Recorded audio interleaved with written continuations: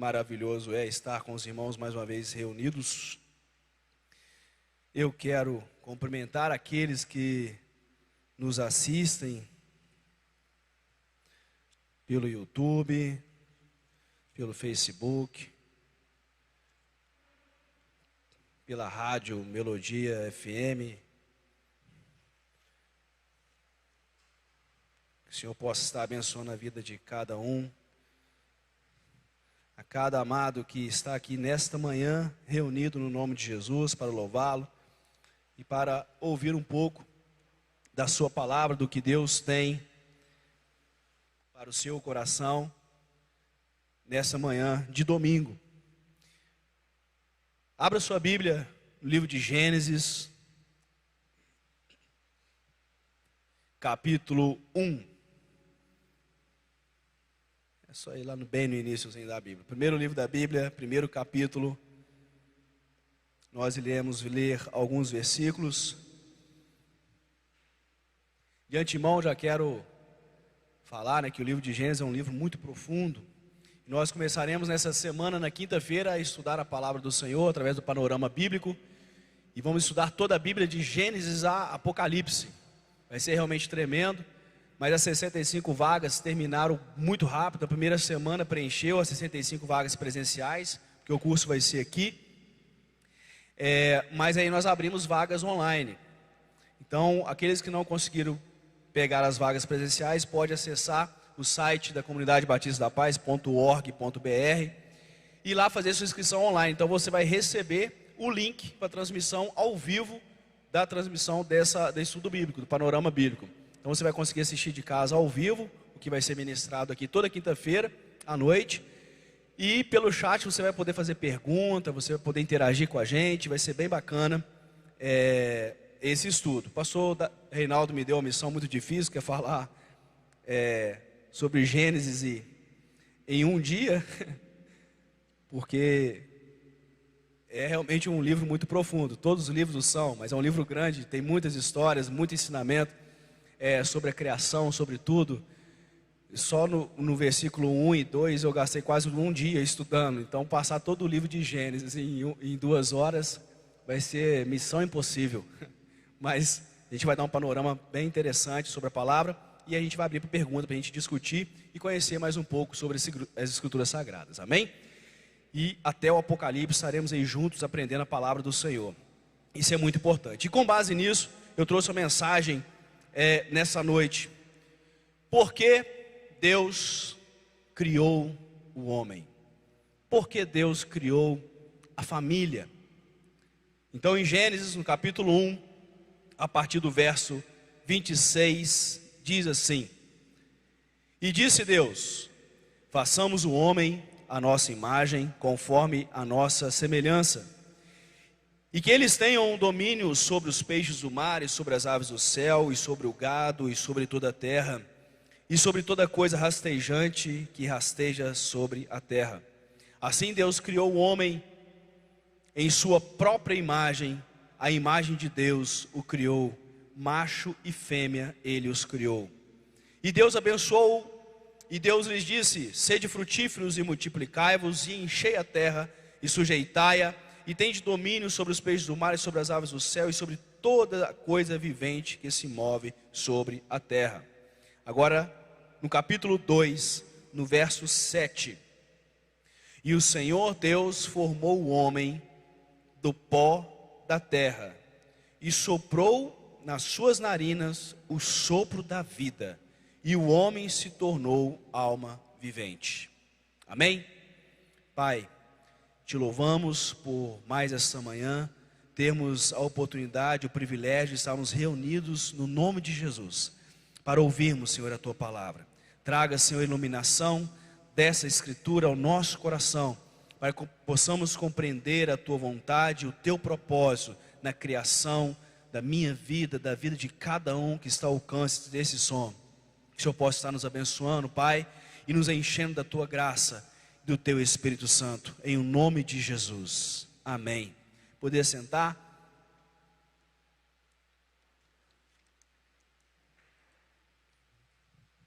Amados, cremos num Deus, Elohim, um Deus soberano, um Deus que é todo poderoso, o eterno. Sendo Ele com essas características, onipotente, tendo todo o poder, onipresente, estando em todos os lugares ao mesmo tempo, onisciente, tendo conhecimento e a sabedoria de todas as coisas.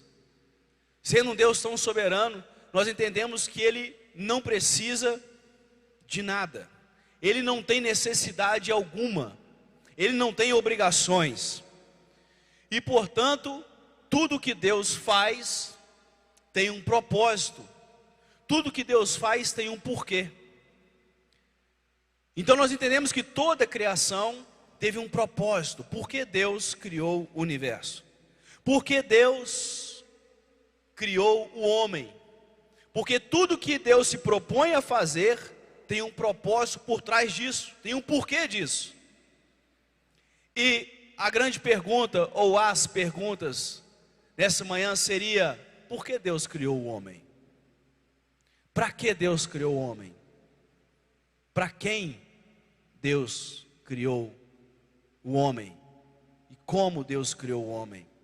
O homem, entendendo o homem como raça humana, como homem, mulher, como família. E nós vamos entender o porquê do conceito familiar ao longo dessa palavra.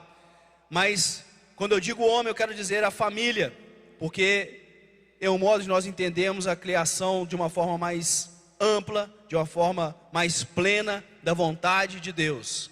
E a palavra de Deus, as Escrituras Sagradas, elas trazem para nós respostas claras a respeito de todas essas perguntas. A primeira seria: como Deus criou o homem? Porque se nós lermos Gênesis, nós vamos ver, como nós lemos essa manhã, aí Deus criou o homem e tal, e soprou nele o fôlego. Mas como? Primeiro nós vemos que Deus, ele se envolve na criação do homem. Diferente da criação de todo o restante do universo, Deus, ele se envolve na criação do homem de uma forma muito peculiar, de uma forma muito diferente. Quando Deus cria o universo, no primeiro dia fala assim: e Deus disse: haja luz, e houve luz. E fez separação entre dia e noite. E foi a manhã e a noite do primeiro dia, e viu Deus que era bom.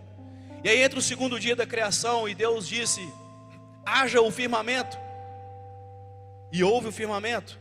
E fez separação entre as águas, abaixo do firmamento e acima do firmamento. O firmamento é a atmosfera. E Deus cria a atmosfera no segundo dia e fala: e viu Deus que era bom. Em toda a criação dos 5 primeiros dias, nós vemos Deus de uma forma singular, único, criando através apenas da palavra. Mas no 6º dia, nós lemos aqui: façamos o homem à nossa imagem, conforme a nossa semelhança. E soprou nele o fôlego de vida. Bem, nas outras criações, Deus não sopra o fôlego de vida. E o que é o fôlego de vida, pastor? O fôlego de vida nada mais é que a transmissão de Deus das suas características morais e espirituais ao ser humano. Portanto, diferente dos criacionistas que creem que o homem veio de uma evolução, de uma criação como o restante da natureza, e que portanto ele pertence ao reino dos animais e é um mamífero, eu creio de uma forma muito diferente, porque em nenhum outro mamífero criado no 5º dia, Deus soprou o fôlego de vida. Deus colocou características morais e espirituais em nenhum outro ser, a não ser o ser humano. E que características morais e espirituais são essas? São essas que nos dá a semelhança e imagem de Deus. Deus coloca em nós a inteligência. Deus coloca em nós o poder criativo. Deus coloca em nós o poder da comunicação verbal. E é o único ser no universo que consegue se comunicar diretamente com Deus. Consegue falar com Deus. Nenhum outro ser, embora adore ao Senhor, porque toda criatura adora ao Senhor, nenhum outro ser consegue se comunicar com Deus como o ser humano consegue se comunicar. Então Deus sopra o fôlego de vida. Nesse fôlego vem toda essa imagem e semelhança da parte de Deus, todas essas características que manifestam na verdade o caráter de Deus, de ser Deus. E ele diz no versículo 26 do capítulo 1: e disse Deus: façamos o homem à nossa imagem, conforme a nossa semelhança. Reparem, meus amados, que nos 5 primeiros dias Deus disse: haja, ouve, e viu Deus que era bom. Ele estava só através da sua palavra. No 6º dia, quando ele cria o homem, fala: façamos. E a palavra original no hebraico aqui realmente é no plural. Havia mais de uma pessoa na criação do homem. Algumas correntes teológicas dizem que poderiam ser os exércitos celestiais, os anjos, mas não faz sentido, porque os anjos também eram criaturas, não tinham o poder de criar. Mas quando ele fala façamos, ele se refere à divindade. Ali estava a trindade, estava Pai, Filho e Espírito Santo na hora da criação do homem, o que nos faz extremamente exclusivos, separados e criados de uma forma completamente diferente de todo o restante da humanidade. Ali ele manifesta que a trindade estava junto para marcar o homem com o selo e a marca da trindade, a assinatura de Deus. Poderíamos falar um pouco sobre isso, mas existe uma outra pregação minha, vocês podem procurar lá, que eu falo sobre a assinatura de Deus, que a trindade está em toda parte do universo. Está no átomo, está no tempo, está na água, está em tudo, e também está no homem. Porque o gênero humano ele é formado de pai, mãe e filhos. 3. Toda a família é constituída de uma trindade: pai, mãe e filhos. Pastor, mas é a família que tem 2, tem 3 filhos, 5 filhos, 10 filhos? São filhos, é uma parte. É uma parte. E tem as mesmas responsabilidades. Diferente do pai e da mãe, tem responsabilidades diferentes. Então são 3 partes toda a família. E Deus ele mostra isso na criação do homem. No versículo 27 ele diz: assim Deus criou o homem em sua própria imagem, a imagem de Deus o criou, macho e fêmea os criou. Aqui é outro ponto muito interessante, porque quando Deus cria Adão, né, que é o gênero humano, ele não fala apenas em um homem, ele fala Zacar e Nequibá. Deus cria Zacar, macho, e Nequibá, fêmea.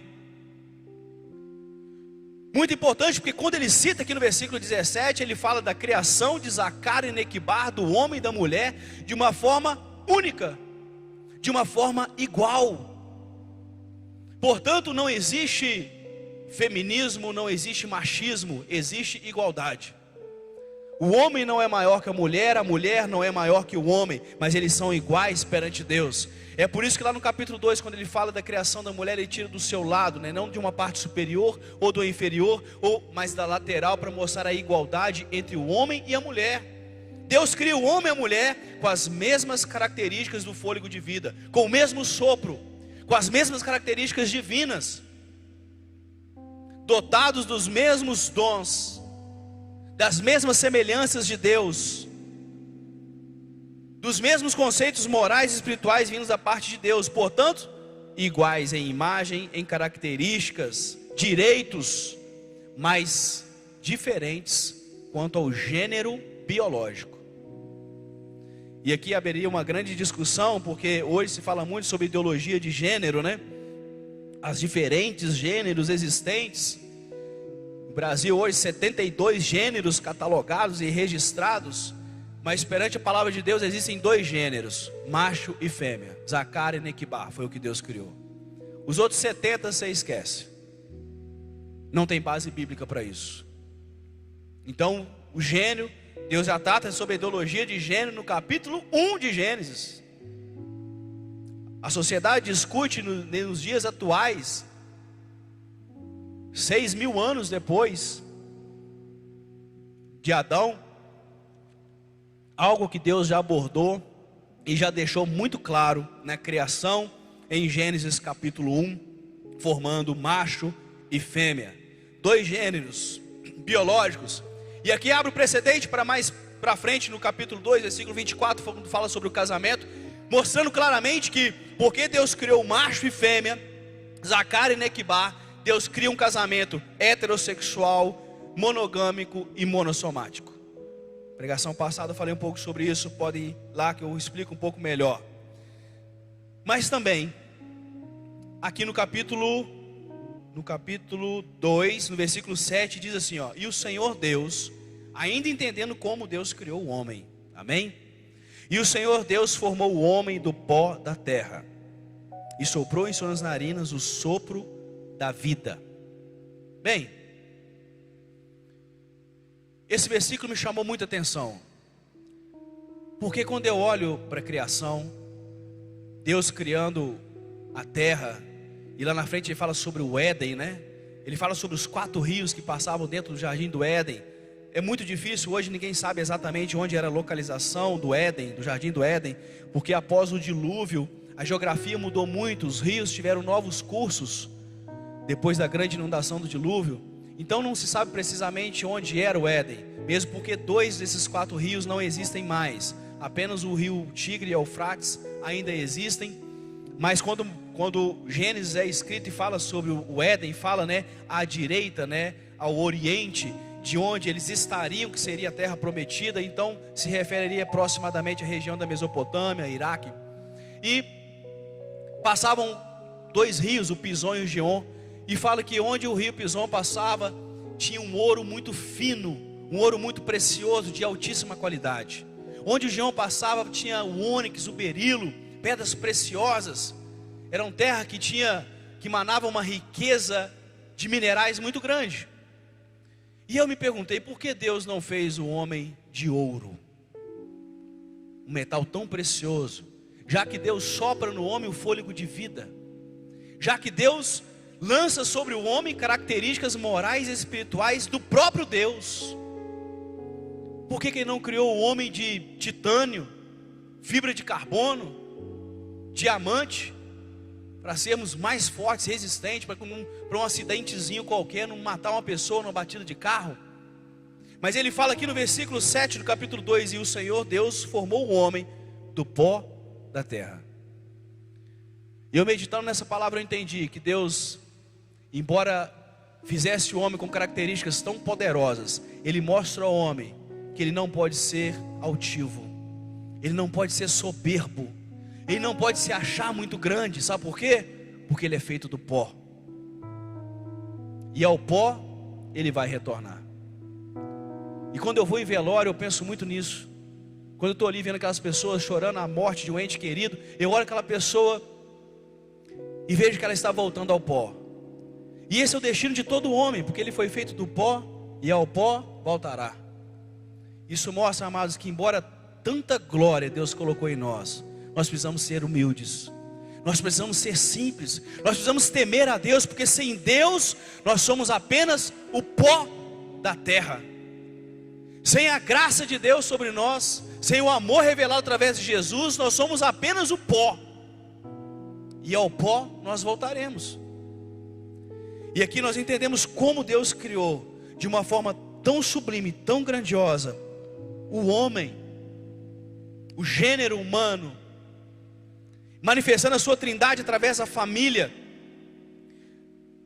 E a segunda pergunta seria: para quê?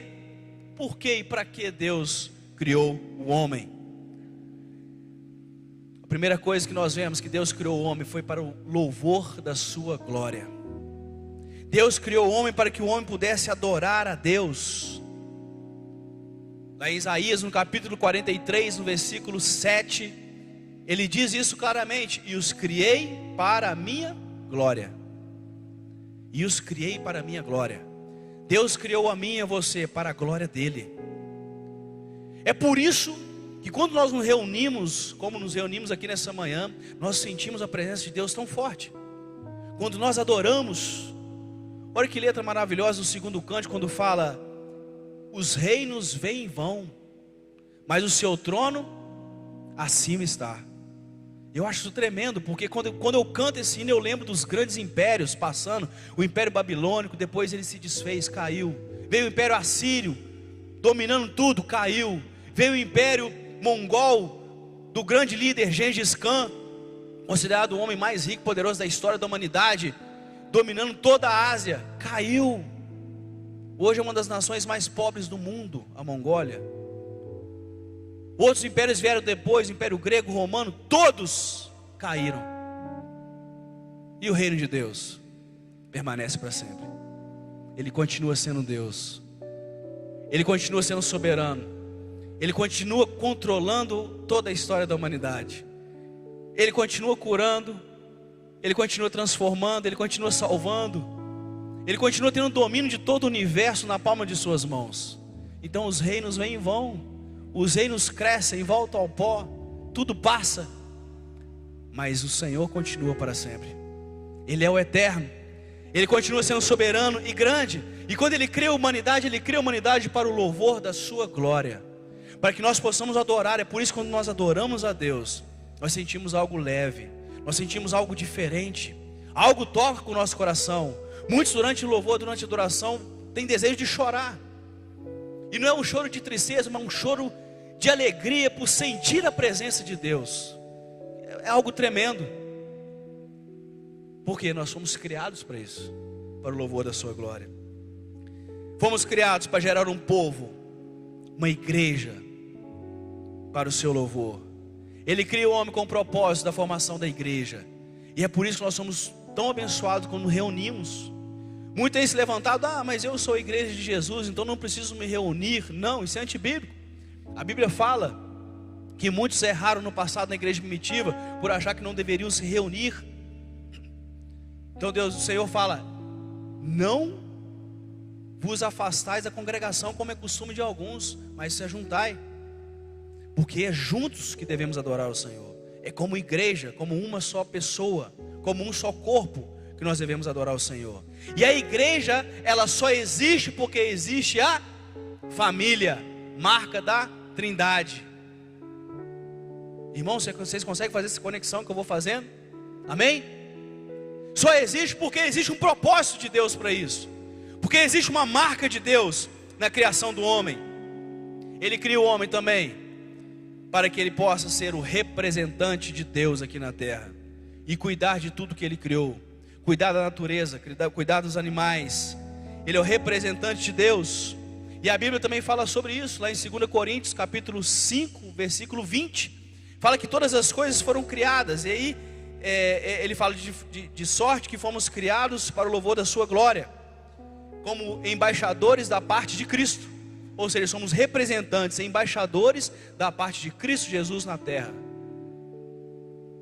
Que responsabilidade você tem? Você é um representante de Deus aqui na terra. Uma vez procuraram o grande pastor Billy Graham. Billy Graham faleceu alguns anos atrás, uns 2, 3 anos atrás. Um grande pregador do evangelho, um pastor batista norte-americano. Após uma cruzada evangelística dele no leste europeu, uma semana depois o muro de Berlim caiu o comunismo. Após a pregação, ele pregou na União Soviética, ele pregou nos países da União Soviética, e uma semana após ele retornar para os Estados Unidos, o muro de Berlim caiu, e houve ali a queda do Império Comunista, e que as pessoas foram livres daquele regime, pregando o Evangelho de Jesus. Só que essa parte da história não conta. E esse homem, uma vez chamado, pregando na Inglaterra, a rainha o chama, Elizabeth II o chama, e fala para o pastor Billy Graham: pastor Billy Graham, eu tinha o desejo de construir você como um embaixador. Você poderia se tornar um grande embaixador, ou o primeiro-ministro da Inglaterra, porque as pessoas te respeitam, você tem uma palavra, você tem um contato com Deus. E ele fala: eu jamais poderia me rebaixar a esse nível. E todos se assustaram na reunião: pô, como assim se abaixar? Eu falei assim: como eu deixaria de ser embaixador de Deus para ser apenas embaixador de uma rainha? Olha que entendimento. Ele sabia o propósito da criação dele. Ele sabia que Deus tinha criado ele com o propósito de ser embaixador de Deus aqui na terra. Então ele não poderia ser embaixador de uma nação poderosa, a mais poderosa que fosse, porque ele estaria sendo rebaixado. porque ele entendia o que Deus queria nele. E ele continuou ministrando e pregando o evangelho até os últimos dias da sua vida. E a quarta coisa para que nós fomos criados foi para amar. Para amar, pastor? Sim. Observe que todos os outros seres viventes não têm a manifestação do amor. As criaturas, os animais têm o cuidado, o instinto, a proteção do filhote, mas quando eles crescem, vai embora e não existe mais sentimento.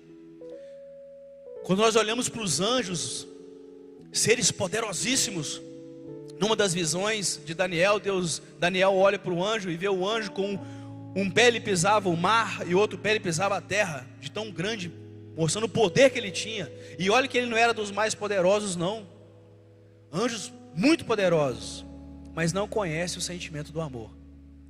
Deus coloca o amor, o sentimento do amor no homem, na mulher. Para quê? Para que nós pudéssemos amar uns aos outros, amar a Deus. E esse sentimento do amor, algo tão sublime, tão grande, que é uma característica apenas de Deus. E quando Ele sopra no fôlego de vida na criação do homem, Ele sopra o amor e fala assim: você também vai amar. E é por isso que a gente é capaz de dar a vida para uma pessoa que a gente ama. Quem é pai, quem é mãe, casado, sabe disso. Você dá a vida pela sua esposa, você dá a vida pelos seus filhos, você morre no lugar deles para que eles não possam morrer. Amor. E lá em Mateus fala isso.